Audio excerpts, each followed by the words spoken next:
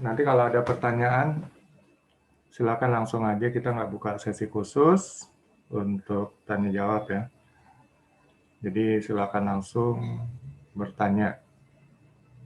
Nah, kembali saya jelaskan, BNSP itu adalah Badan Nasional Sertifikasi Profesi.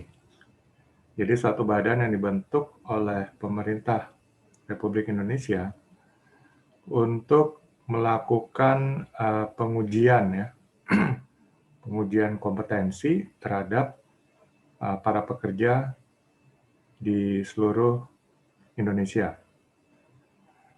Jadi kita memasuki suatu zaman di mana nanti semuanya serba standar. Nah, untuk kedepannya mungkin BNSP ini akan kerjasama dengan badan serupa ya di seluruh negara. Saat ini sudah se-Asia Tenggara ya. Mungkin nanti merambah ke seluruh Asia dan nanti seluruh dunia. Jadi nanti kedepannya mau kerja di luar negeri cukup menunjukkan sertifikat kompetensi. Jadi nggak perlu diuji-uji lagi oleh perusahaannya, tapi dengan sertifikat kompetensi berarti sudah diakui bahwa Bapak sudah kompeten ya di satu bidang. Nah, itulah tujuan didirikannya badan ini ya. Badan ini didirikan kira-kira tahun 2000 dan langsung di bawah Presiden. Jadi nanti semua sertifikasi yang ada di semua industri ya, di semua kementerian akan masuk ke sini. Saat ini dari SDM ya semua sudah masuk dan dari beberapa kementerian lain.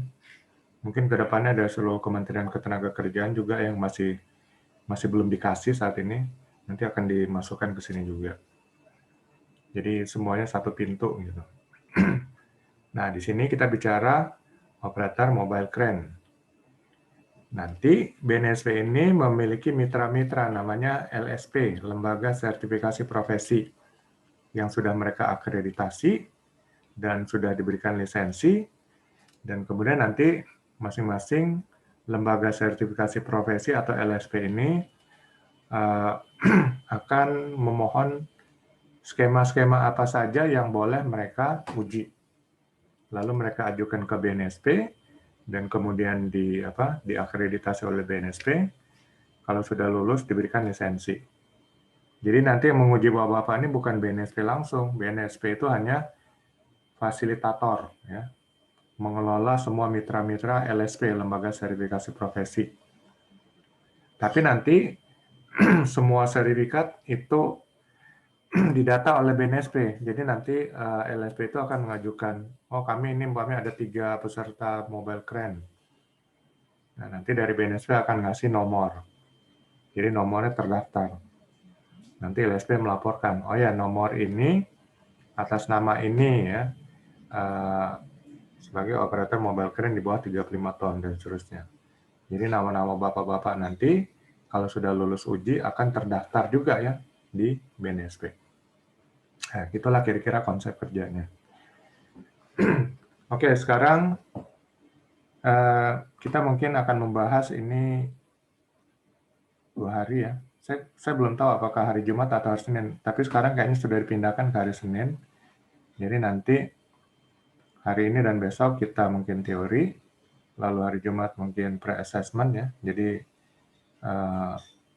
mempelajari aturan-aturan selama assessment nanti uji kompetensi.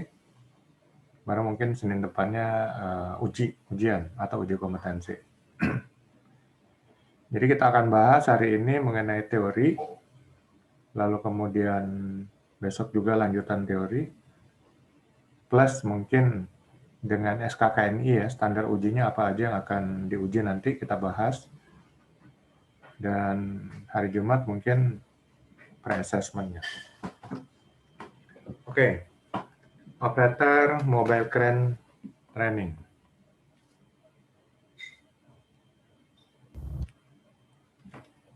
Nah, sebelum kita melangkah, saya ingin tahu, apa itu crane menurut Bapak-Bapak?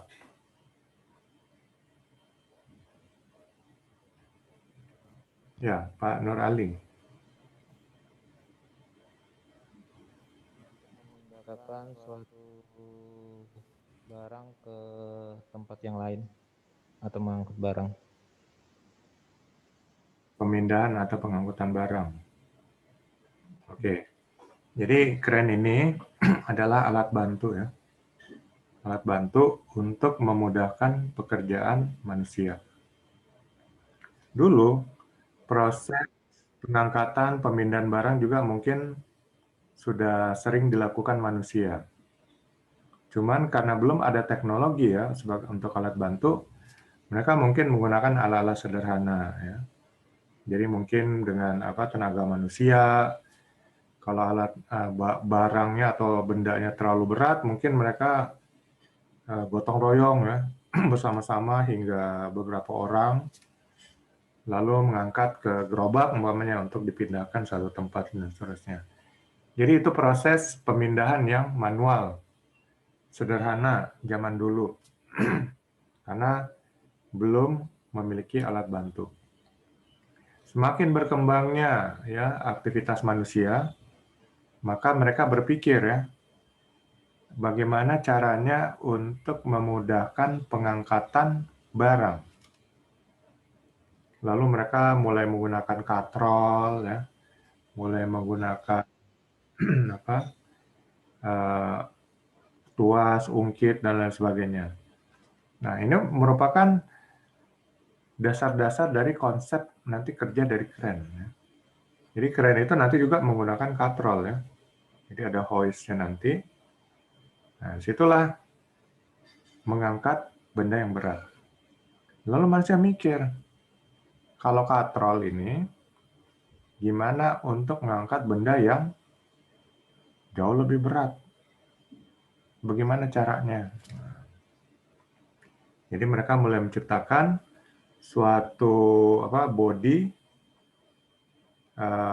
alat angkat yang kuat ya, dibuat dari metal. Jadi dengan penemuan kemajuan ilmu metalurgi ya, kemajuan ilmu mengenai metal, itu juga manusia bisa menciptakan benda-benda dari metal.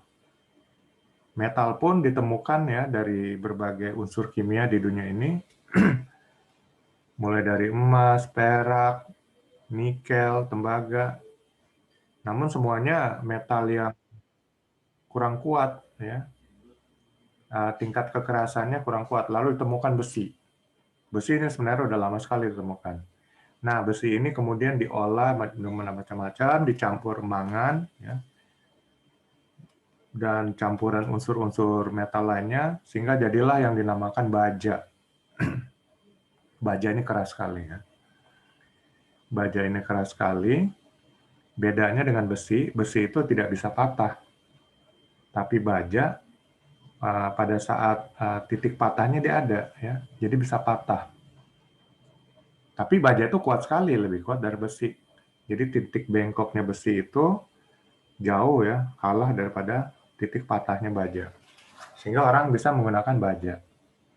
Nah, jadi baja bisa dipakai, dipergunakan untuk mengangkat benda-benda yang berat. Lalu untuk talinya, tadinya manusia menggunakan serat-serat mungkin ya, tapi itu kurang kuat. Serat fiber masih banyak dipakai juga untuk benda-benda yang akan diangkat tidak terlalu berat ya. Tapi untuk yang sudah berat, maka digunakan juga tali kawat baja. Jadi semuanya sekarang serba baja. Bahkan manusia kembali berpikir, bajanya ini kan berat. Gimana bisa bikin baja yang ringan? Jadi dicampurlah dengan berbagai macam unsur lagi, terciptalah baja ringan. Baja ringan juga macam-macam ya. Ada yang sangat keras namanya baja karbon. Jadi semuanya sebenarnya adalah bagaimana manusia menggunakan akal pikirannya. Sehingga bisa menciptakan kemajuan dalam pekerjaannya. Pekerjaannya menjadi lebih mudah, ya, lebih cepat. Nah, selain itu manusia berpikir lagi gimana walaupun lebih mudah, lebih cepat, tapi tetap aman. Nah, diciptakanlah konsep-konsep pengaman. Ya. Jadi dalam kren juga ya, banyak juga ya fitur-fitur untuk keamanan. Contohnya mungkin deteksi beratnya, kemudian berapa kapasitas maksimal ya, lalu ada safety faktornya. Nah itu semua nanti ditunjukkan di dalam panel ya, di kabin operator. Dan kemudian kalau sudah mendekati titik maksimalnya atau safe working load-nya, maka mungkin ada alarm. Jadi manusia bisa menciptakan juga fitur-fitur untuk keselamatan. Lalu mungkin dalam pengangkatan ada bahaya angin. Ciptakanlah bagaimana bisa mengukur kecepatan angin. Jadi kalau di peraturan perundang-undangan kita maksimal 38 km per jam. Mungkin bisa kedeteksi ada berapa kecepatan angin ini. Dan kemudian dalam proses pengangkatan mungkin manusia memerlukan bagaimana kondisi cuaca. Sekarang bisa melihat kondisi cuaca ya lewat smartphone. Jadi lebih dipermudahkan manusia itu berpikir terus. Nah, itulah kunci kemajuan ya dalam bekerja. Jadi demikian juga kita. Dalam bekerja jangan sampai kerja aja, nggak mikir bagaimana pekerjaan ini bisa kita lakukan dengan lebih mudah, lebih cepat, lebih aman. Jadi berpikir ya. Dengan berpikir maka kita akan melakukan improvement ya, perbaikan-perbaikan dalam pekerjaan kita. Sehingga pekerjaan kita nanti mungkin lebih cepat, lebih nyaman, lebih aman, lebih cepat, dan seterusnya. Jadi mengapa manusia menciptakan crane? Karena manusia berpikir ya untuk menciptakan ada atau membuat alat bantu mengangkat benda-benda yang berat. Ya. Tanpa harus memerlukan banyak tenaga manusia. Kalau dulu kan untuk mengangkat benda yang berat mungkin 10 orang angkat ya, diikat pakai tali tambang segala macam bendanya, lalu diangkat pakai tandu, repot. Ya, pertama nggak efisien ya, memerlukan tenaga kerja yang banyak, berarti biayanya juga gede. Lalu mengenai keselamatannya mungkin ya berbahaya, bisa ada yang kalau itu terjatuh, lalu tanduk kayu atau untuk mengangkat sama-sama itu kurang kuat, lalu terlepas dan jatuh menimpa orang, bisa mati dan seterusnya. Nggak safe. Dan kemudian juga lama. Memindahkannya mungkin akan sangat lama ya. Karena mungkin pelan-pelan, istirahat, dan seterusnya. Jadi manusia berpikir, bagaimana menciptakan alat yang lebih memudahkan, lebih nyaman, lebih aman, lebih selamat, lebih cepat, dan seterusnya. Itulah, ketemulah ya, keren. Cuman keren saat ini nggak langsung wujudnya seperti keren. Itu mengalami proses evolusi. Sedikit-sedikit, ya. Manusia memperbaiki performanya, oh ini fitur lagi ditambahkan, dan seterusnya. Sampai seperti sekarang. Ya. Sama juga kita lihat teknologi komunikasi sekarang ini nggak langsung smartphone muncul, enggak. Kalau dulu bapak-bapak mungkin kalau sudah ada yang tahu ya, mungkin masih pada kecil kali. Tahun 95, 96, 97 itu sebelumnya juga mungkin telepon ya, lalu muncul yang namanya pager.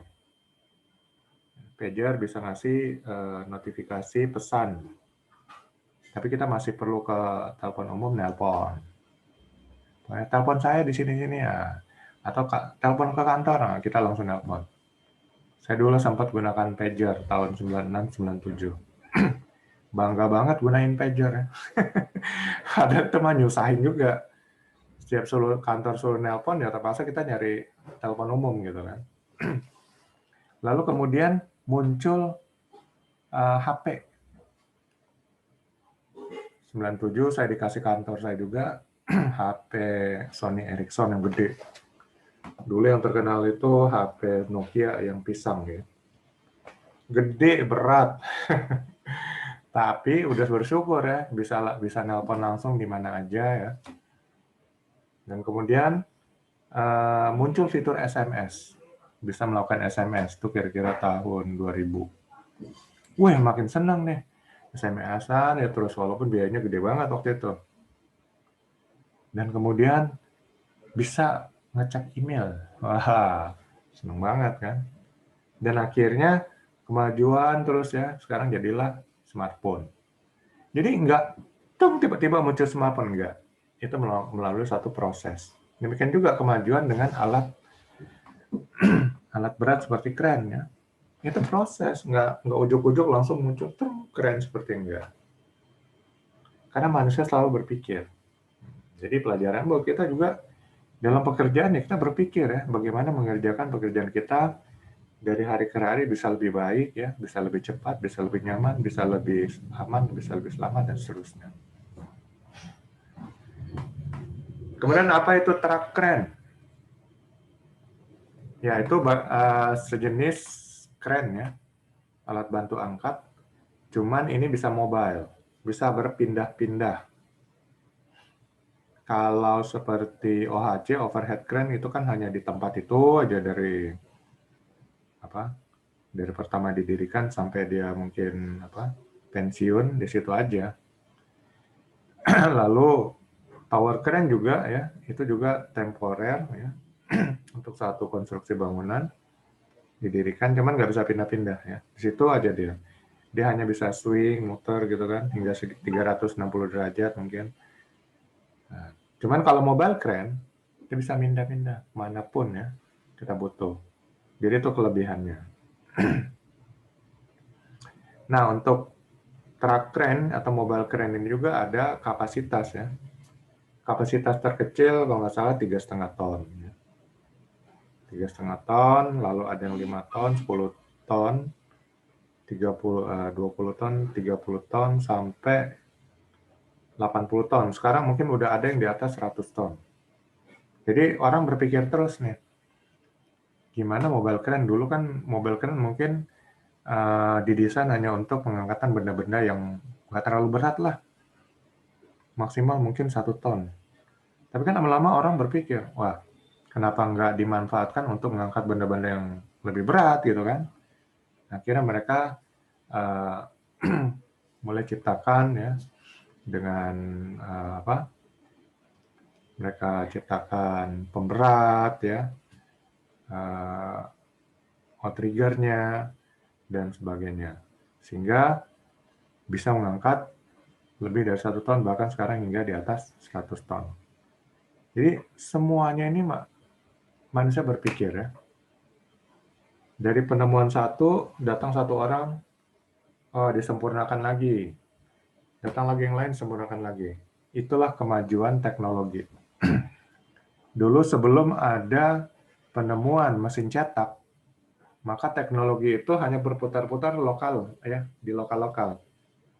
Udah gitu hilang teknologinya. Nah, kemajuan teknologi ini dimulai dari penemuan mesin cetak oleh Zacharias Jansen kalau nggak salah. Jadi dengan mesin cetak, suatu penemuan suatu daerah diketahui oleh daerah lainnya. Lalu mereka kembangkan, menyempurnakan lagi temuan tersebut. Nah, temuan yang sudah disempurnakan lagi oleh orang di daerah lainnya. Itulah kemajuan. Ya, informasi membuat dunia ini maju. Sekarang informasi ini begitu mudah. Ya. Seluruh dunia hanya menatap ke komputer, ya semua informasi sudah ada. Sehingga kemajuan makin cepat. Google bisa maju karena apa? Dia beli waktu itu fasilitas untuk operating system dari Linux. Linux itu suatu aplikasi yang digunakan bersama-sama ya. Jadi aplikasi bebas. Jadi orang di seluruh dunia bisa ngembangin. Setelah dibeli, Google lalu merekrut orang-orang yang ahli di bidang itu, lalu mengembangkan. Jadilah Android. Ya. Mereka mikir ya, pakai akal, otak, pikiran. Jadi berkembang begitu cepat. Nah, kita juga harus mikir ya, supaya kita bisa maju. Negara kita ini sebenarnya permasalahannya hanyalah egosentrisnya gede. Nggak mau kerja sama-sama, kerja bareng. Juga kurang didukung oleh penelitian dan pengembangan. Litbang, R&D jarang di Indonesia. Jadi itu ya kemajuan dunia karena informasi yang berkembang cepat. Oke, kemudian apa fungsi dan manfaat truk kren? Hampir sama dengan kren ya. Jadi mengangkat benda-benda ya dan kemudian memindahkannya. Cuman pemindahan dengan truk kren ini mungkin bisa lebih jauh daripada tower crane atau OHC. OHC mah hanya kira-kira berapa meter aja ya, berapa puluh meter. Tapi dengan truk crane itu bisa dipindahkan cukup jauh. Cuman untuk benda-benda yang berat itu tidak diperbolehkan sambil jalan. Jadi tetap perlu bantuan truk juga atau dump truck dan sebagainya ya. Jadi kerjasama antara dua jenis alat bantu angkat dan angkut. Nah, di Indonesia makanya disebut pesawat angkat dan angkut. Jadi kalau pesawat angkat itu keren, pesawat angkut itu ya mungkin dump truck ya atau HD dan seterusnya. Jadi angkut itu dari satu titik ke titik lainnya ya dalam jarak horizontal. Kalau angkat itu dari satu titik ke titik lainnya dalam bentuk vertikal. Nah, gitu akhirnya. Walaupun keren mungkin bisa swing ya, jadi ada pemindahan secara horizontal juga, cuman nggak gitu jauh gitu. Kalau truk keren bisa juga dibawa ya, dibawa tapi nggak boleh yang berat. Jadi dipindahin secara horizontal, pergerakan secara horizontal. Kemudian di mana truk keren digunakan ya? Nah, yang kapasitas kecil mungkin hanya digunakan di perumahan ya, untuk pembangunan perumahan, mengangkat benda-benda yang nggak terlalu berat, memperbaiki listrik dan sebagainya. Seperti itu. Mungkin juga digunakan di pelabuhan-pelabuhan yang tidak mengangkat benda-benda terlalu berat. Tapi kalau yang sudah berat sekali, itu tentu truk kren yang kapasitasnya lebih tinggi lagi mungkin ya. Mungkin di atas 10 ton, di atas 35 ton dan seterusnya. Nah, kapasitasnya ya yang saya tahu sih paling kecil 3,5 ton ya. Lalu ada yang 5 ton, 10 ton, 20 ton, sampai 50 ton, 80 ton, dan mungkin sekarang udah ada di atas 100 ton. Ya, ini pendahuluan ya. Ini mengenai mobile atau truk kren. Kenapa mobile atau truk? Karena dia bisa berpindah. Jadi, kalau di sini bapak-bapak driver sekaligus operator kerennya, maka harus memiliki SIM ya kalau bawa mengedrive truknya atau mobilenya, itu harus ada surat izin mengemudi. Kemudian kalau untuk mengoperasikan kerennya, itu harus memiliki lisensi dari instansi yang berwenang ya. Dulu namanya SIO, surat izin operator. Karena mungkin lebih ke lisensi K3-nya.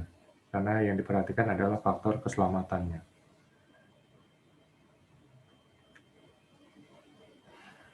Ya, ini kira-kira bentuk truk keren ya. Kapasitas rendah dia. Ini Palfinger ya, pabriknya. Ini juga kira-kira kapasitas 5 ton.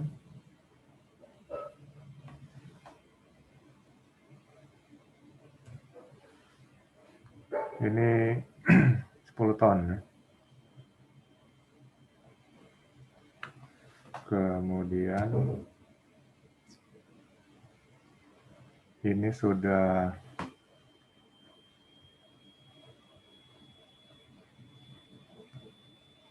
20 ton ya, atau 30 ton. Jadi makin tinggi.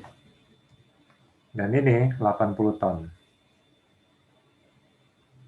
Jadi semakin besar kapasitasnya, maka biasanya dia membutuhkan bodi yang lebih panjang ya,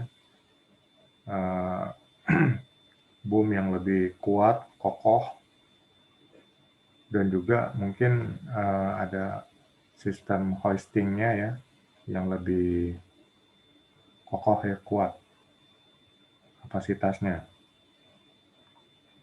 Nah, cuman untuk kapasitas kendaraannya juga dilengkapi dengan ban yang makin banyak mungkin. Karena walaupun nanti menggunakan outrigger, tetap ada tekanan terhadap bannya.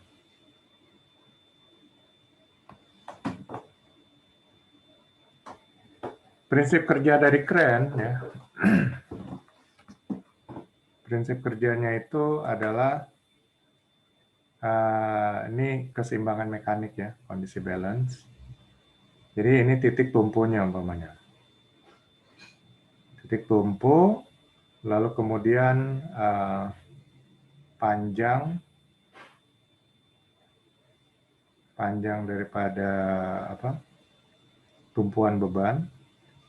Ya. Kalau di sini 2 meter, sini 1 meter. Untuk mencapai titik keseimbangannya, maka ini rumusnya. W kali A sama dengan B kali F. Ya. Jadi, kalau kita asumsikan ya, di sini W, lalu ini jaraknya A. Kemudian ini jaraknya B, dan kemudian sini F.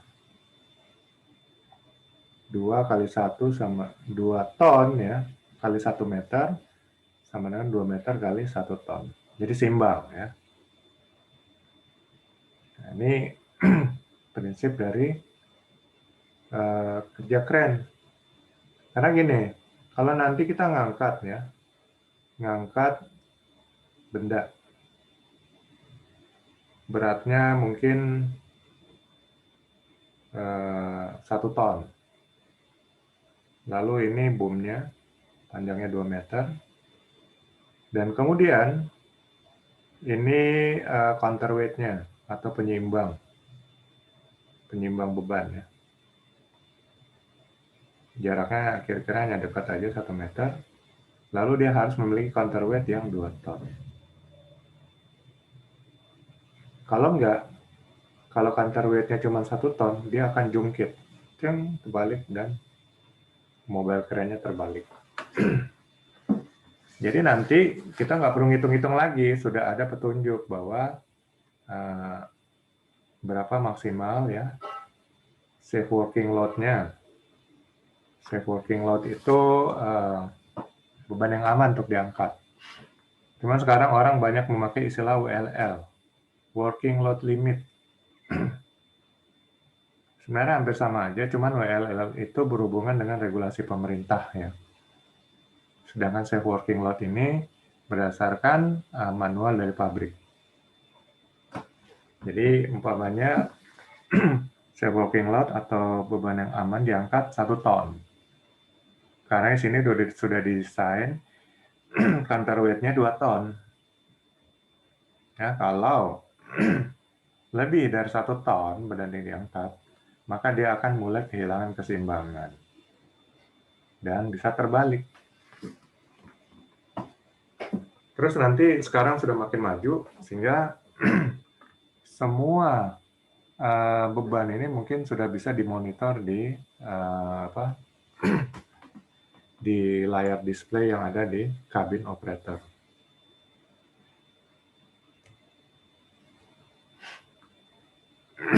Metode first lever principle. Jadi harus diperhatikan ya kondisi balance-nya yang tadi saya bilang. Seperti ini tadi mungkin. Ya, ini hook-nya, ini bebannya 1 ton. Kemudian counterweight 2 ton dengan jarak 1 meter dari tipping axis-nya ya. Titik pusat bebannya. Ini seimbang.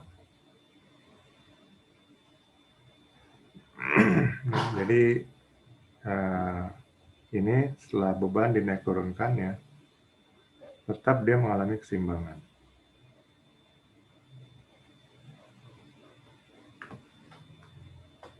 Kalau ini seimbang juga nggak? Karena dia bebannya di atas gini. Kalau bebannya di atas, kita akan menghitung sudutnya juga ya. Sehingga ini bebannya akan jadi lebih 1 ton, jadi nggak akan seimbang. Nah, yang seimbang di sini.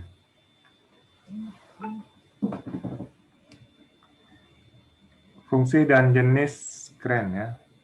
Jenis kren itu macam-macam. Ada pedestal kren, itu biasanya di kapal-kapal laut ya. Atau di offshore. Offshore juga kadang-kadang disebut offshore kren ya. Cuman dia termasuk pedestal kren. Kemudian ada OHC, overhead crane, itu biasanya di pelabuhan atau di gudang-gudang juga ada yang banyak menggunakan OHC ya, overhead crane.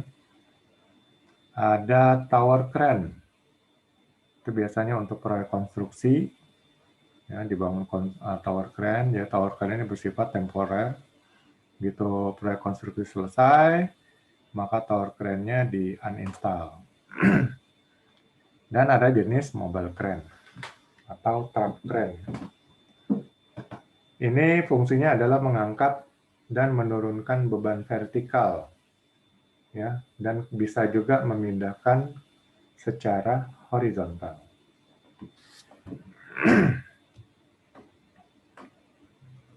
Kemudian ada truck crane yang beban ringan, ya, nggak terlalu ini kapasitasnya. Ada knuckle crane, ada pal finger tadi yang sudah kita lihat.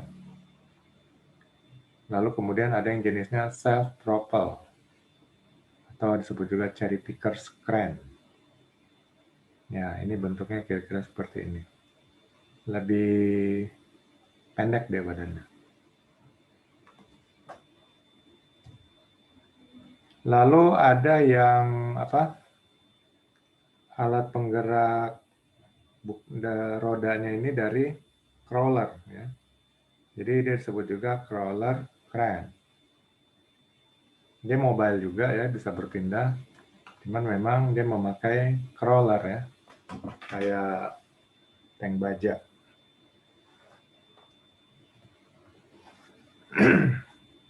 Nah, itu tadi jenis-jenis mobile crane. Kemudian yang ada overhead crane.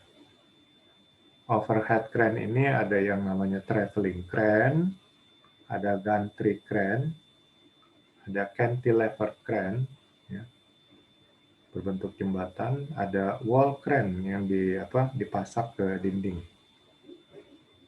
Jadi ini tergantung fungsi masing-masing, ya. Manusia berpikir, nih, kalau di gudang cocoknya apa ya? Nah, mungkin kita pakai wall crane aja bisa, kan?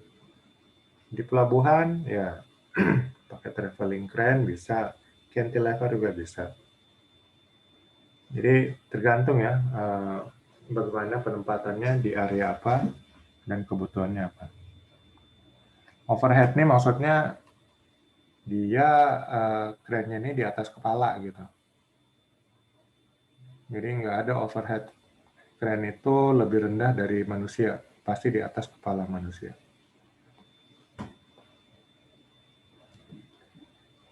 Tower crane ya untuk proyek konstruksi. Jadi biasanya memang dia manjang. Karena untuk pergerakan horizontal di sininya juga ya. Di boomnya ini. Sehingga bisa bergerak cukup jauh. Lalu sini ada counterweight-nya. Dan sinilah titik tumpu ya, tegak lurus.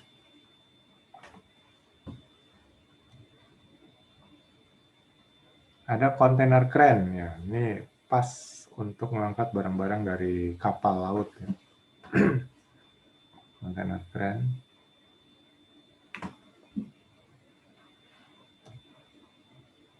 Ada pedestal crane, ya, biasanya yang ada di kapal. Atau juga kadang-kadang kapal disebut portal crane. Jadi banyak-banyak lah jenisnya ya. keren-keren ini. Cuman intinya cara kerjanya sama aja tadi ya.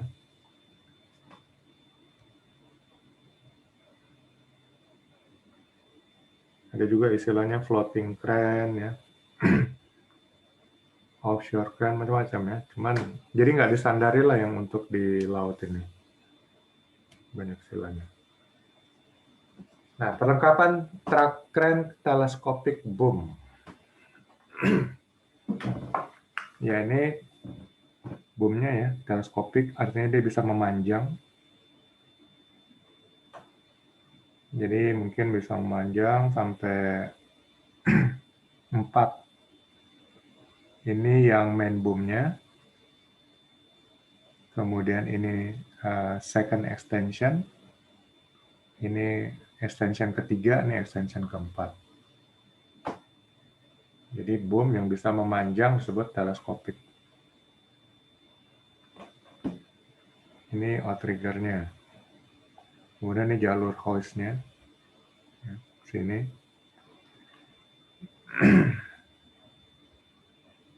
Kemudian ini counterweight. Ya. Outriggernya ada 2. Ini kabin operator. Ini kabin driver ya.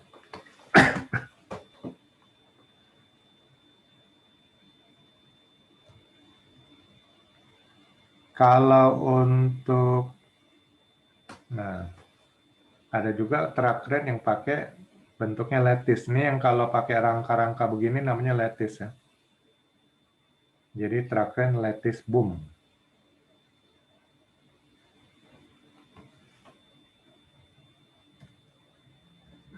Ya, ini lattice. Bentuknya begini. Dan lattice ini biasanya paling banyak digunakan oleh crawler crane. Crawler crane nggak pernah pakai telescopic boom, tapi dia biasanya pakai lattice.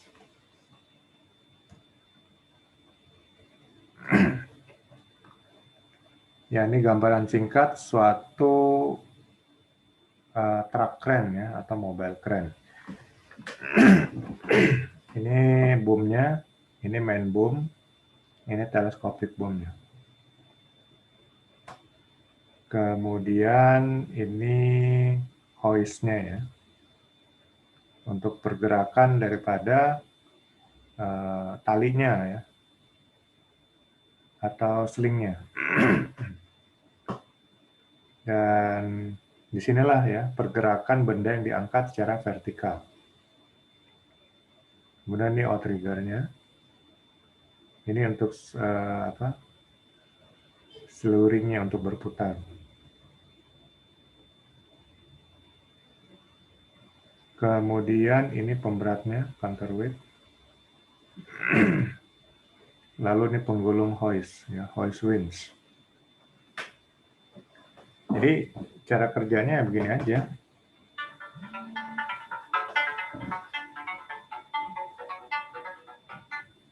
Kan lagi ngajar, Pak. Lagi ngajar. Hah? Oke.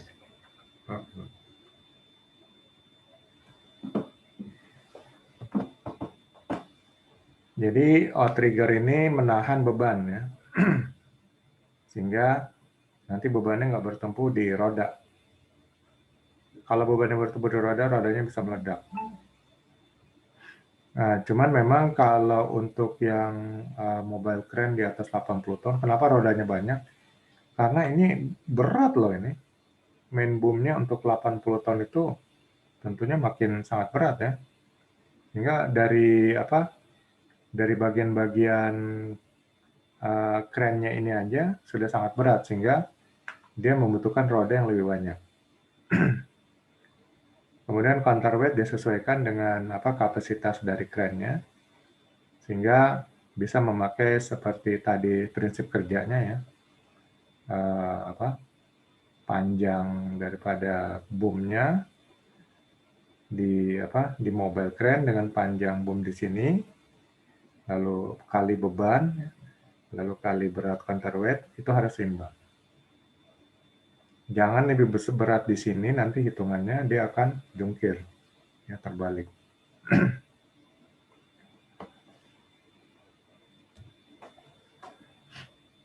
Lalu ini outriggernya ya. Ini kita harus pastikan bahwa melihat struktur tanahnya juga. Jadi kalau bisa struktur tanahnya memadai ya, cukup kuat, keras. Lalu nanti dilapis dulu oleh papan ya, supaya nanti tumpuan beratnya akan lebih merata. Kalau hanya pakai base metal daripada outrigger, ini mungkin luasnya tidak terlalu besar sehingga dia bisa terbenam ke bawah. Nah, saat dia terbenam ke bawah, jadi kondisinya tidak seimbang dan dia bisa terbalik. Jadi ini menentukan juga ya outrigger ya, terutama untuk pengangkatan benda-benda yang cukup berat ya. Kalau ini salah ya, karena apa? Karena masih bannya ini menempel ke permukaan tanah. Nanti tekanan daripada beratnya akan menindih bannya bisa meledak. Kemudian juga salah karena kondisinya tidak simetris mendatar ya. Ini lebih tinggi di sini sedikit. Jadi nanti kondisinya akan miring. Bebannya tidak seimbang. Dan dia akan kemungkinan terbalik ya.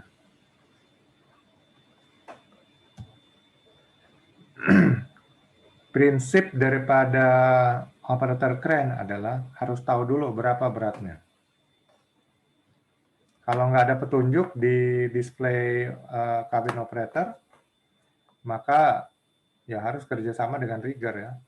Karena rigger juga akan ikut menghitung berat daripada beban. Itu sebenarnya tugas rigger.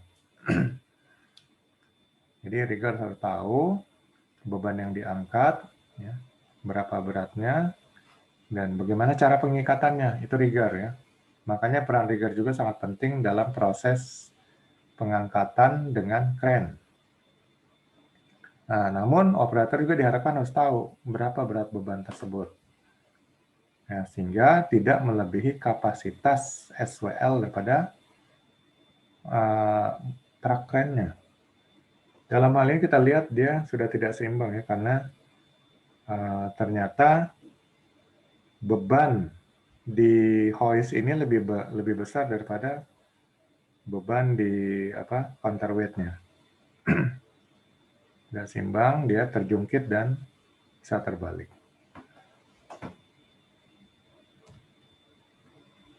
Ya, jadi harus tahu berapa berat bebannya. Kalau beban yang tidak diketahui, ya, ini harus memastikan ya, harus memastikan dulu bersama rigger mungkin. Ya. Hitung, biasa rigger sudah punya hitung-hitungan dan jangan sampai melebihi SWL.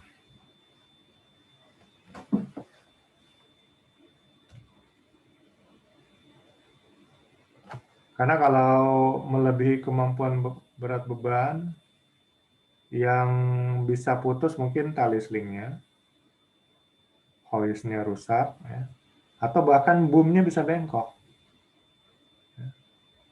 Boom yang kokoh kuat ini bisa bengkok. Atau ya kalau tali slingnya kuat, ininya boomnya kuat, ininya mulai terjungkit ya mobile crane-nya.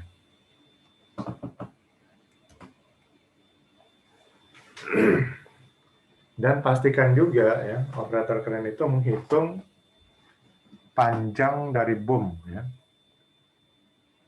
Jadi kenapa? Tadi kan kita lihat ya, saat bendanya di sini 1 ton. Nah, ini seimbang. Tapi makin dia ke atas, ini berat yang dipikul oleh boom ini akan semakin besar. Ya. Jadi tergantung sudutnya juga. Sehingga dia bisa terbalik. Jadi kalau memang SWL-nya 1 ton, ya, tapi itu hitungannya nggak sampai di di top daripada boomnya. Jadi jangan bawa sampai ke atas. Ya ini masih bisa lah. Di swing, pindahin. Kalau nggak, mungkin dia akan terbalik juga ya. Karena saat dia makin tinggi, maka tekanan beratnya akan makin besar. Karena apa? Pertama, karena gaya gravitasi bumi. Kedua, karena hitungan sudutnya ya, dari pusat titik aksisnya di sini.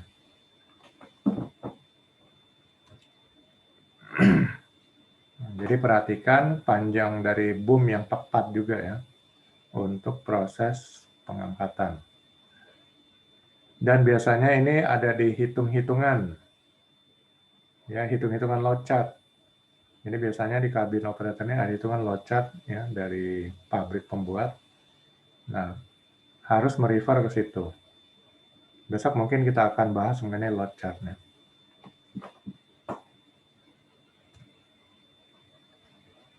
Lalu ada ini kira-kira display. Salah satu contoh ini merek rokok ya. Jadi di sini ada bisa ditunjukkan berapa berat ya. Lalu bisa diganti berapa sudut daripada boomnya. Dan kemudian berapa panjang boom akan ditunjukkan di sini. Nah nanti dilihat di load chart. Ini sudah sesuai nggak? Kalau sudutnya sekian, kira-kira jadi beratnya berapa nih? Lalu panjang boom sekian, jadi beratnya berapa? Karena akan berbeda ya. Ya panjang boom umpamanya 10 meter, panjang boom 5 meter dengan beban 1 ton, saat boom dipanjangin 12 meter itu beban 1 ton itu akan berbeda ya. Nanti ngelihat di load chart-nya. Itu bebannya jadi berapa itu? Makin besar. Dan kemudian perhatikan juga sudut daripada boomnya. Nah itu dilihat di load chart juga. Jadi jangan berpikir SWL itu dari berat beban. Enggak. Itu tergantung juga dari panjang boom dan juga sudut daripada boomnya. Nah, kalau yang sudah canggih mungkin akan langsung terlihat load-nya di sini. Load-nya akan berubah dengan perubahan daripada panjang boom dan juga sudut daripada boomnya. Nah, ini yang canggih ya, jadi operator langsung bisa bilang, waduh, ini sudah melebihi SVL ya. Mendingan diturunin dulu. Nah.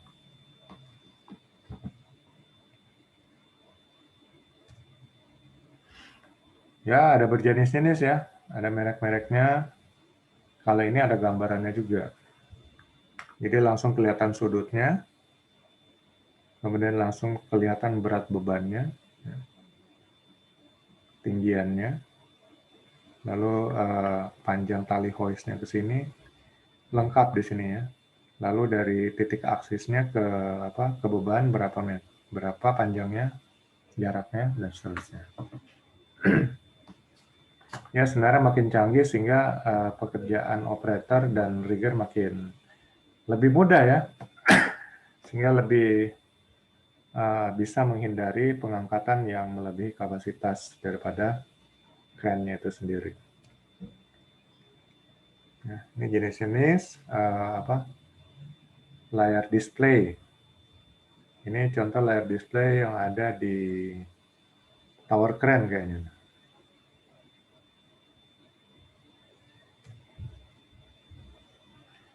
Dan operator juga harus memperhatikan ya outriggernya. Kalau tadi posisinya ya, yang bannya harus terangkat lalu pemiringannya. Sekarang diingatin lagi sini. Jadi jangan sampai tanahnya nggak kuat ya, melesak ya, tanahnya terlalu lembek, melesak seperti ini. Lalu kayu pelapis ini supaya makin tinggi ditumpuk-tumpuk gitu ya. Bukan outriggernya dipanjangin. Mungkin outriggernya rusak nggak bisa dipanjangin lagi. Nah ini juga salah ya. lalu ditumpuk begini, sehingga base plate daripada outrigger ini nggak merata. Nah, ini juga salah. Lalu seperti ini, ya. Jangan ada celah gitu.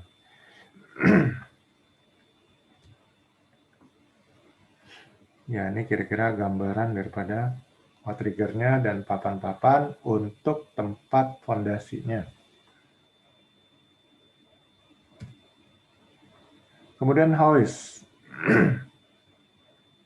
Jadi hoist ini ada yang 2 jalur, 4 jalur, 6 jalur ya. Dengan 2 jalur ya, kapasitas ini satu hoist 1000 kg, maka dia dapat mengangkut beban 2000 kg. Ini 1000 kg satu jalur, maka 2 jalur jadi 2000 kg atau 2 ton. Dengan satu jalur 1000 kg ada 4 jalur atau 4 part, maka kapasitasnya bisa menjadi 4 ton. Kalau 6 jalur jadi 6 ton. Ya, jadi ini hoist ya, kita lihat ini jalurnya berapa. Ini 2, ini 4, ini 6. Jadi maksudnya adalah dengan 6 ya jalur atau sling ini bebannya terbagi rata ke masing-masing 6. Karena kapasitas satu sling ya, itu 1 ton atau 1000 kilo, maka kalau ada 6, dia dapat mengangkut 6 ton.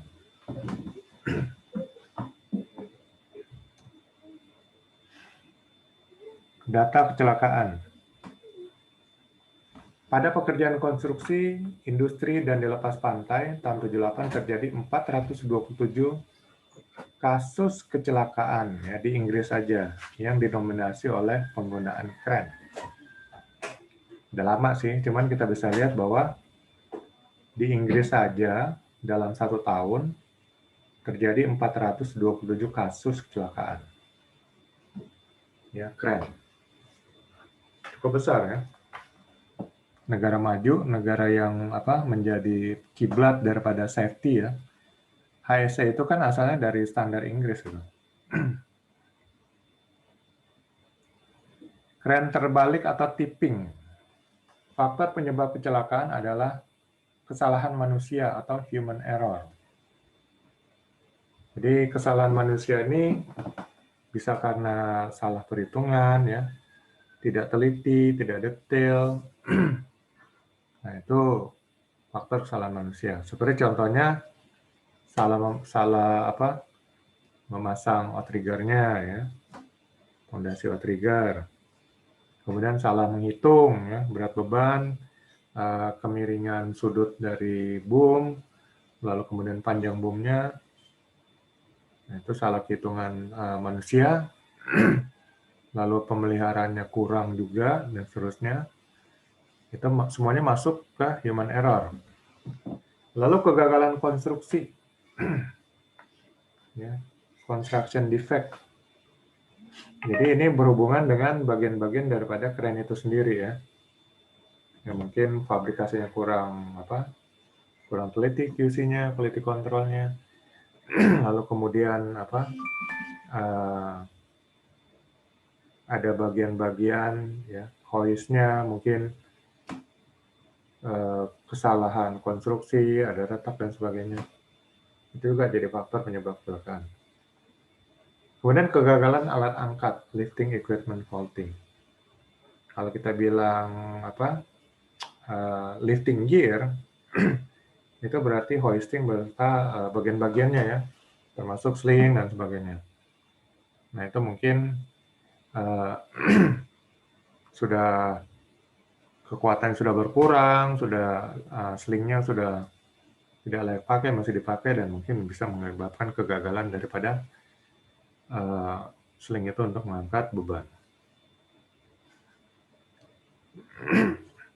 Kemudian kecepatan angin terhadap pengoperasian kren.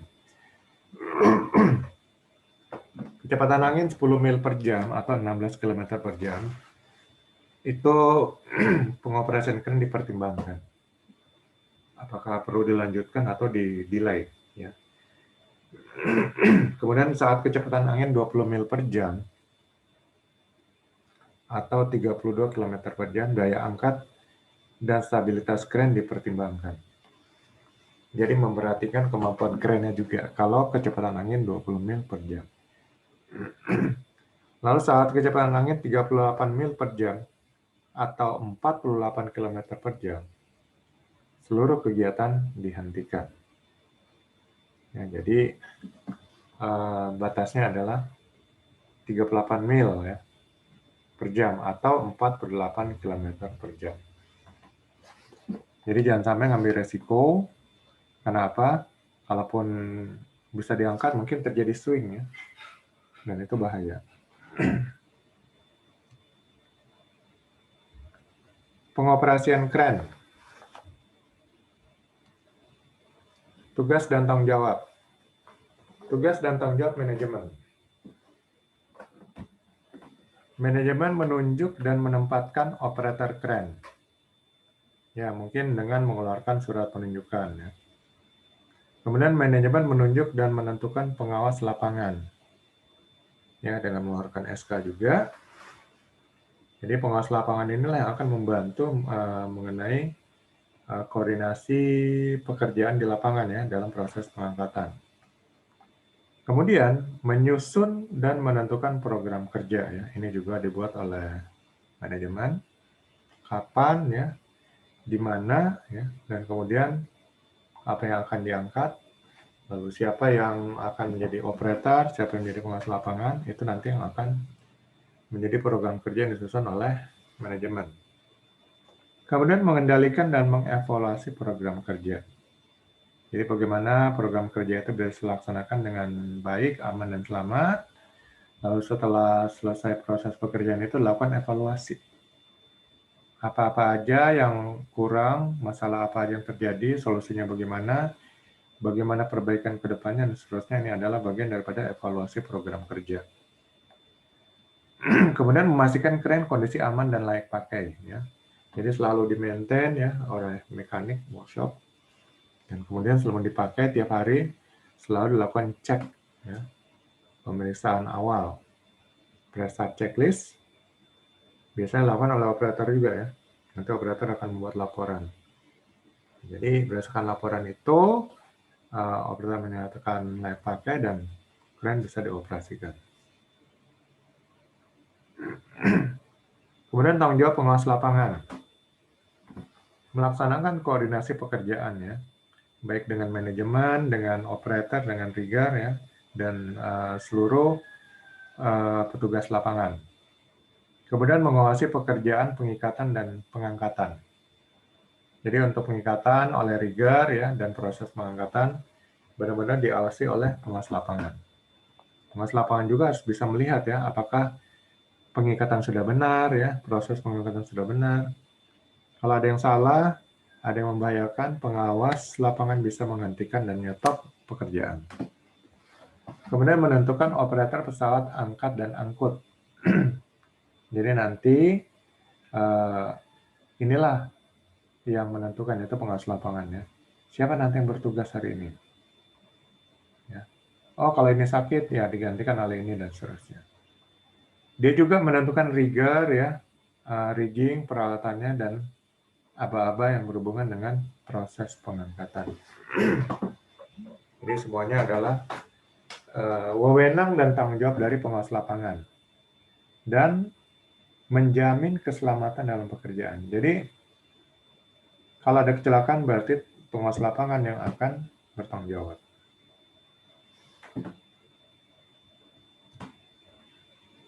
Kemudian tanggung jawab operator. Operator memastikan kondisi kren sebelum dioperasikan ya. Jadi melakukan pemeriksaan prestasi checklist bahwa benar-benar semua layak pakai ya. Kemudian mengerti anjuran pabrik melalui operation manual. Jadi setiap operator harus baca dulu nih alat atau kren yang akan digunakan. Jadi dia baca benar-benar mengerti manualnya. Karena antara satu pabrik dengan pabrik lainnya mungkin ada perbedaan ya. Walaupun prinsip kerjanya sama, tapi ada perbedaan fasilitas, perbedaan cara kerja ya. Walaupun tidak terlalu signifikan, itu harus benar-benar dipahami dulu oleh operator. Kemudian mampu membaca daftar beban atau load chart. Nah, ini juga harus mampu ya operator ya untuk melihat load chart-nya. Walaupun mungkin sudah canggih kerennya ya, sehingga kemiringan boom ya, jarak teleskopik boom beserta berat bebannya semua sudah ada di layar monitor. Tapi tetap ya, dia harus bisa baca juga, benar nggak nih load chart-nya. Dan kemudian operator juga melakukan perawatan harian sesuai anjuran pabrik ya. Ya minimal ngebersihin kabin ya. Kemudian ngecek oli-oli kalau ada yang ini dibersihkan ya, kalau yang kotor. Kemudian membuat laporan pemeriksaan kren. Jadi setelah melakukan periksa checklist semuanya sudah benar ya. Itu nanti akan buat laporan. Ya. Dan mencatat semua pekerjaan dalam logbook. Jadi hari ini ngangkat apa aja, berapa bebannya, berapa banyak, dan seterusnya. Itu nanti akan dicatat oleh operator dalam buku operator ya, atau logbook. Kemudian melatih dan menguasai operator kelas di bawahnya. Jadi kalau dia sudah senior, dia juga harus membina, mengajari, melatih operator pemula. Ya. Lalu menghindari kecelakaan setiap akan dan atau beroperasi. Jadi benar-benar berkomitmen untuk mencegah kecelakaan. Mengerti rencana kerja yang akan dilaksanakan. Ya. Jadi ada rencana kerja mingguan, harian, itu benar-benar sudah dibaca dan dipahami oleh operator. Kemudian memasang, membongkar, dan menempatkan kren. Jadi nanti mungkin ada mekanik, tapi operator juga harus bisa ya memasang, membongkar, dan menempatkan kren. Dan menjalin kerjasama dan komunikasi yang baik dengan seluruh stakeholder yang ada di lapangan ya, atau orang-orang yang ada di lapangan, termasuk dengan pengawas lapangan. Dan termasuk juga dengan rigger ya, harus ada komunikasi yang baik. Operasi yang aman ya. Naik turun pada kren. Berjalan pada jalur yang tidak licin. Biasanya dibikin jalur supaya nggak licin seperti ini. Jadi permukaan lantai harus kasar ya, supaya tidak licin. Nah kalau licin, saat mungkin kena embun atau hujan, dia bisa terpleset ya saat ke jalan. Pergunakan tangga dan handrail yang tersedia. Naik tangga, ingat ya, 3 titik tumpuk ya. Saat kaki melangkah, 2 tangan megang sesuatu dan kaki sebagai tumpuan, kaki yang satu. Jangan melompat saat turun dari kren. Nah, walaupun baru dapat berita naik gaji, jangan melompat ya. Tetap hati-hati, pelan-pelan. Mengangkat sesuai load chart. Nah, jadi tetap ya, hitung-hitungannya juga melihat load chart. Biasanya ada juga ditempelin di ruang kabin operator. Overload dapat menyebabkan kegagalan konstruksi dan tipping ya, terbaliknya. Ketahui berat beban dan jangan coba-coba. Telescopic boom, telescopic section dikeluarkan sama panjang. Jadi ini boom, main boom, kemudian ini telescopic. Jadi kalau bisa ya, section 2, 3 ini sama panjang gitu ya. Kalau ini section 2-nya dan section 3 tidak sama panjang. Salah. Kalau bisa sama panjang. Nah, harus perhatikan juga bahaya listrik. Karena biasanya kalau listrik tegangan tinggi dan menengah, itu nggak pakai pelapis ya. Jadi dia kabel telanjang. Hati-hati ya. Saat memanjangkan boom, tiba-tiba kena kabel listrik ini, itu langsung teraliri oleh aliran listrik ya. Langsung masuk ke semua bagian konduktor atau metal itu akan langsung bertegangan listrik. Jadi harus dihitung hati-hati. Dan ini ada jarak amannya juga ya. Untuk tegangan 25.000 volt. Ini jarak aman dari kabel listrik itu 10 feet. Karena dia ada medan listriknya. Jadi walaupun nggak tersentuh langsung, tapi kalau sudah terkena medan listrik, listriknya juga tetap akan menjalar ke bodi daripada kren. Kalau tegangan 125.000 sampai 250.000 volt ya, atau 125 kV sampai 250 kV, itu 1,5 feet. 15 feet. 1 feet itu 30 cm. Ya, kalau 10 feet berarti 3 meter. 15 feet berarti 4,5 meter. Nah, kalau lebih dari 250 kV atau tegangan ekstra tinggi ya, atau sutet, ini maksimal minimal 20 feet atau 6 meter ya jaraknya, jangan sampai terlalu dekat dengan kabel sutet itu. Karena akan terkena medan listrik dan listrik langsung mengalir ke bodi kren.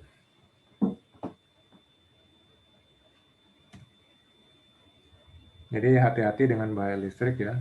Pertimbangkan posisi penempatan kren sebelum operasi. Gunakan bantuan rigger atau banksman. Nah, ini kadang-kadang disebut signalman. Hindari bantuan pengaman apapun bentuk dan fungsinya. Gunakan propellant rope untuk tagline. Ya, jadi kalau bisa dikasih tagline, ya kasih tagline. Cuman kalau enggak ya rigger akan bantu aja. Oh, udah terlalu dekat. Nah, gitu. Stop. Nanti dia akan kasih aba-aba. Hindari gerakan-gerakan kren yang tidak perlu. Ya, lakukan tindakan berikut bila kren terinduksi arus listrik. Yaitu jangan panik dan tetap di dalam kabin. Serukan kepada semua orang untuk menjauhi kren. Berusaha menjauhi kabel listrik dengan gerakan kren. Lalu perlengkapan yang mengalami sentuhan kabel listrik tegangan tinggi harus diperiksa ulang. Jadi kalau sampai terkena sentuhan, ya, walaupun berhasil dihindari ya, ini harus dicek lagi semuanya karena kemungkinan itu listrik tegangan tinggi. Ya. Ada bagian-bagian listrik yang rusak mungkin, terutama kelistrikan daripada kren itu sendiri ya. Jadi lebih mencegah jangan sampai terkena sentuhan ataupun tadi ya dalam jarak medan listrik daripada sutet ya, saluran umum listrik tegangan tinggi.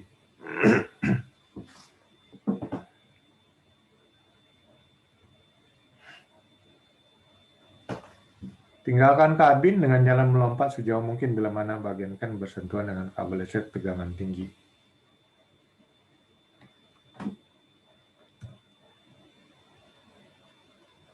Setting outrigger, meningkatkan stabilitas dan leveling. Ya, tadi kita sudah banyak bahas juga ya, settingan yang salah kalau nggak datar ya, dan kemudian nggak sama, ini panjang outriggernya. Stabilizer tidak keluar sempurna ya, roda menempel pada landasan, outrigger shoe tanpa ganjal, nggak pakai ganjal, salah. Roda menempel pada landasan, salah. Ini tidak keluar sempurna, ya ini juga harus diperbaiki dulu. Nah, ini yang benar ya, stabilizer terpasang sempurna, roda berada di atas permukaan landasan ini. Ganjal terpasang pada outrigger shoe.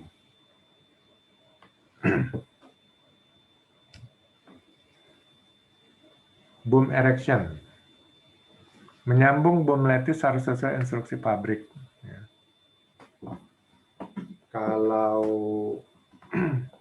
mobile crane jarang yang pakai lattice ya, biasanya crawler crane. Tapi tadi kita lihat ada juga crane yang pakai lattice ya, cuma jarang.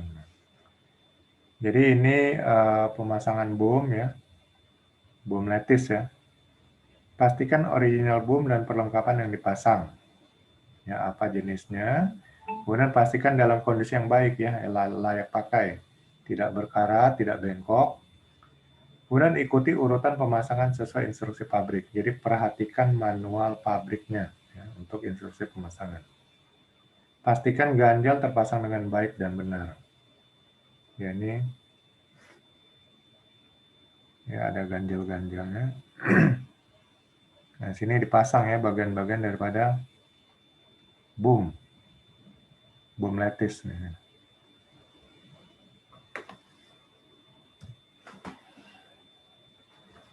Metode pemasangan pasak. Jadi biasanya di boom lattice ini ada pasak ya. Jadi mengkoneksi antara satu bagian dengan bagian lainnya dikunci oleh connecting pin atau pasaknya.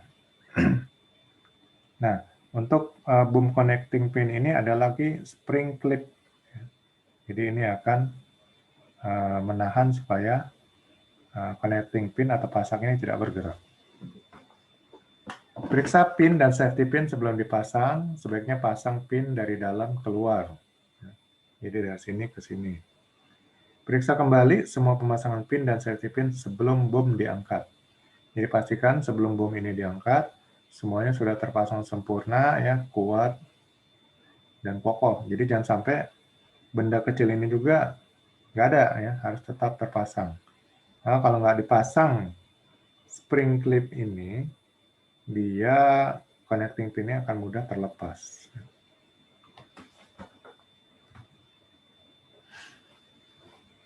Kemudian pendan lem tambahan. Ya. Lalu ini boom tambahannya, boom pendannya. Ini salah satu bentuk pemasangan pendan tambahan. Ya, intinya sama tadi ya. Perhatikan semua petunjuk daripada manualnya. Untuk pemasangannya, biasanya sekarang semua manual book dari perusahaan luar negeri sudah wajib memakai bahasa Indonesia. Yaitu sudah ada aturan dari pemerintah, sehingga setiap operator juga akan mudah yang memasang dalam bahasa Indonesia. Kalau dulu kan masih boleh bahasa Inggris, ya. Dan itu akan menyulitkan bagi operator yang tidak mengerti bahasa Inggris. Untuk hoist rope, perhatikan spesifikasi hoist rope sesuai anjuran pabrik. Penyebab-penyebab kerusakan hoist rope. Ya. Ini rope tidak sesuai dengan alur puli. Jadi pemasangannya tidak sesuai dengan jalur-jalur yang ada di hoist, ya. Spooling dalam drum tidak teratur. Shift guard tidak berfungsi dengan baik. Dan kualitas tali tidak sesuai anjuran pabrik. Jadi ini juga nanti sebenarnya dicek oleh rigger ya. Tapi operator ya harus tahu juga mengenai hoist rope-nya, talinya ya. Tali fiber atau tali kawat baja dan sebagainya. Itu semua pastikan berada di jalur di puli dari hoist. Jadi jangan melenceng keluar karena nanti akan bekerja tidak sempurna.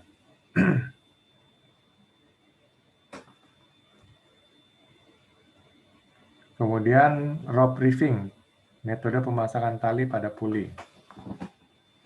Ya, ini pulinya ya. Jadi jalurnya ini puli, dan ini mungkin satu rope di sini atau sling masuk. Ini ada dua. Jadi jangan sampai ini tidak sesuai dengan jalur pada pulinya ya. Dia akan menghambat kinerja daripada tali hoist ini sehingga pergerakannya jadi tidak lancar. Perubahan pasa dalam tali adalah tanggung jawab operator. Jadi ada tali pasa tunggal, ada 4 pasa tali. Jadi ini yang harus diperiksa oleh operator ya. Untuk memastikan semua pemasangan ini benar. Ya, tentunya bekerja sama dengan rigger juga. Karena rigger juga harus memperhatikan yang namanya alat bantu angkat atau lifting gear.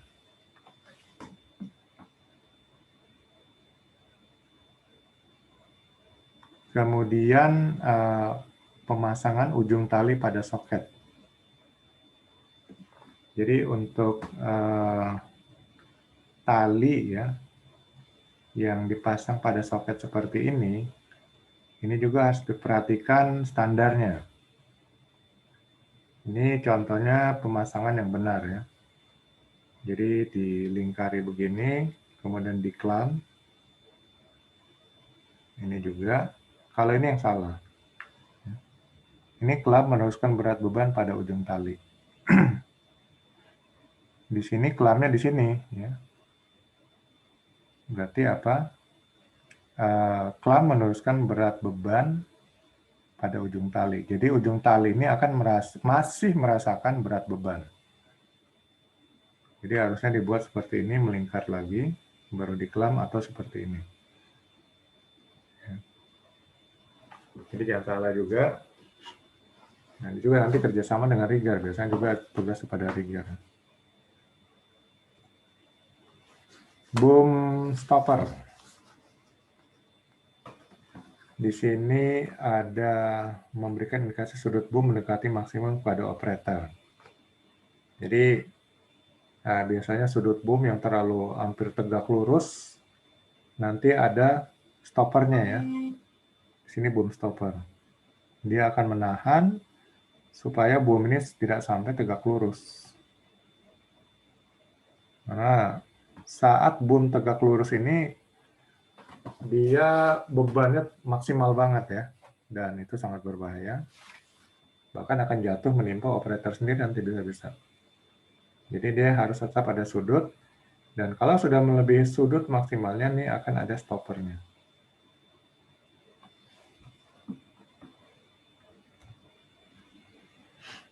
Faktor lain-lain. Jarak minimum counterweight terhadap halangan harus di atas 600 mm. 600 mm itu sama dengan 60 cm atau 0,6 meter. Ya, jadi jangan sampai seperti ini ya. Saat swing dia akhirnya nabrak halangannya. Ya, karena tidak diperhitungkan jarak minimumnya ya, yaitu 0,6 mm.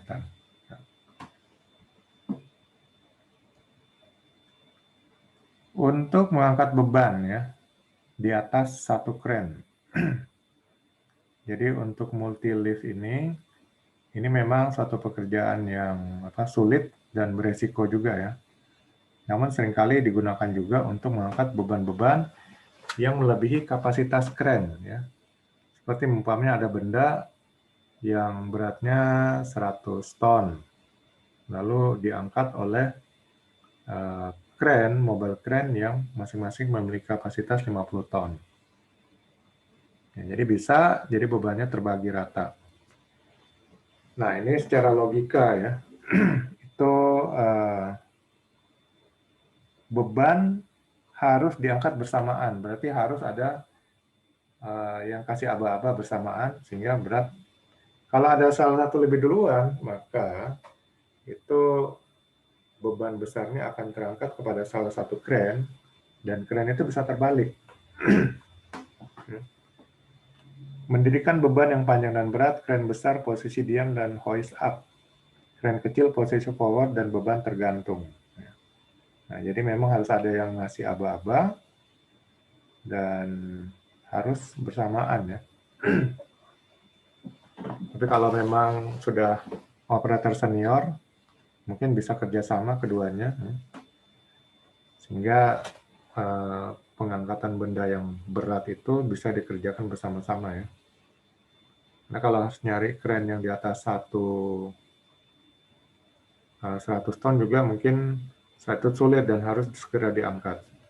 Atau ini bendanya memang bentuknya terlalu besar untuk diangkat sendirian, nah mungkin gitu ya.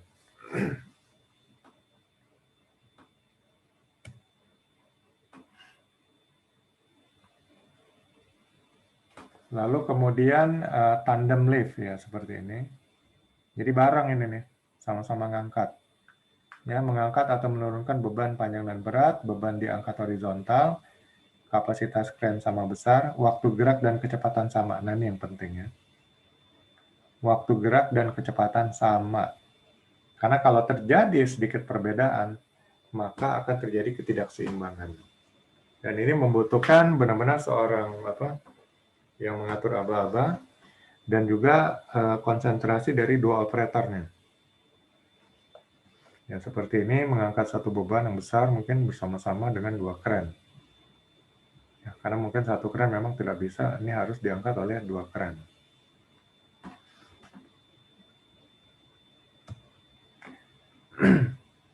Untuk yang perlu diperhatikan ya dalam pekerjaan dengan pengangkatan dua kren.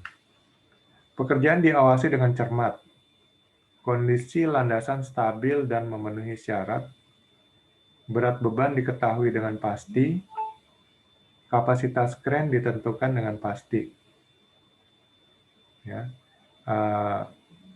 ya ini yang harus perhatikan ya, berat beban diketahui dengan pasti. Kapasitas kren ditentukan dengan pasti. Beban maksimal 75% dari SWL untuk semua kren. Jadi jangan sampai 100% ya, atau pas persis dari SWL dan masing-masing kren. Kemudian kecepatan gerak semua perlengkapan harus sama. Jadi harus ada yang komando dan kedua operator kren harus konsentrasi. Gerakan swing diatur pada kecepatan minimum. Lalu panjang boom sama ya saat membawa beban dengan berjalan, dan setiap personel sudah jelas dengan tugasnya. Ya, mungkin membawanya perlu berjalan juga. Nah, jadi kecepatannya harus sama. Ini benar-benar memerlukan suatu konsentrasi yang tinggi ya.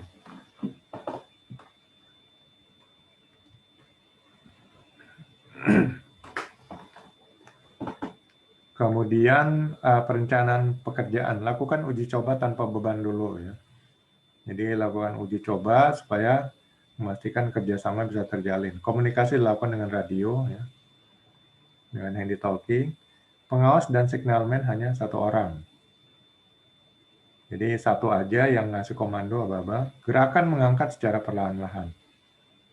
Kemudian tali angkat beban harus vertikal terhadap beban dan selalu tegang.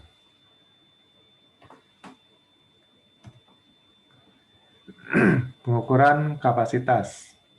Pengukuran kapasitas ini akan bahas mengenai load rating, load chart, load calculation, load influence factor, dan lifting quadrant. Nah, tadi ini konsep keseimbangan ya atau stability factor. Ini konsep dasar daripada pengangkatan dengan kren ya. Bahwa rumusnya benda A kali jarak A sama dengan jarak B kali benda B. Harus sama. Nih, di titik ini dia atau titik aksisnya seimbang. Ini namanya stabilitas faktor atau stability factor. Kemudian kekuatan konstruksi atau desain berdasarkan konstruksi. Pengangkatan dirancang dekat outrigger atau crawler. Dirancang dengan fondasi atau base yang besar dan berat. Perlengkapan dirancang lebih berat. Jadi pengangkatan dirancang dekat outrigger atau crawler.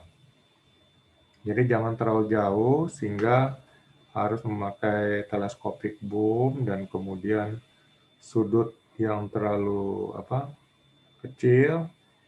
Tuh, ya ingat sudut terlalu kecil juga akan menyebabkan ini kondisi beratnya makin besar ya.